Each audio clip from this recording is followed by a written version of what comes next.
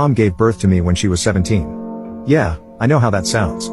From what I've heard, she used to sleep around so much in high school that she doesn't even know who my father is. But she eventually found out, and I can't believe this well-known former YouTuber is my father. As a woman in her teens, she was definitely not willing to raise a child. But my grandparents didn't allow her to get an abortion. As a result, she was forced to take care of me. She was the opposite of a good mother. If I was crying, she would put on loud music and pretend that didn't exist. There were nights when I had to go to bed hungry because she refused to breastfeed me and I wouldn't eat anything else.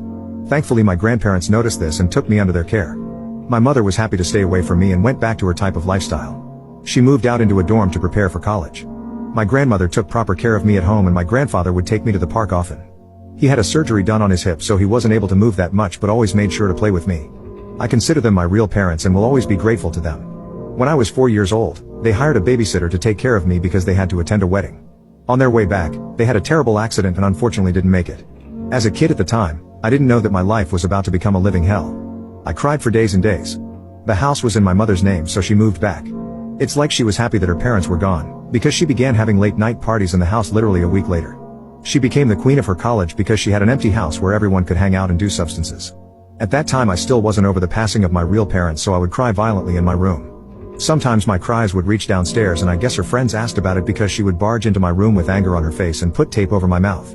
Then she would proudly say, "If you keep crying, I'll throw you out the window." So I would cover my mouth with my hands and cry with a muffled voice. I remember having to beg her for food because she would always be hungover. After a few months of this kept repeating, she became fed up with me and took me to another state. I was excited because I thought we were finally going to spend time as a family. Guess what she did? She left me on the front door of an orphanage and drove off. Little did she know that would be the start of her downfall. I thought I got left on the door of an orphanage, but it turns out some big African American man was taking care of me now. He gave me a cupcake.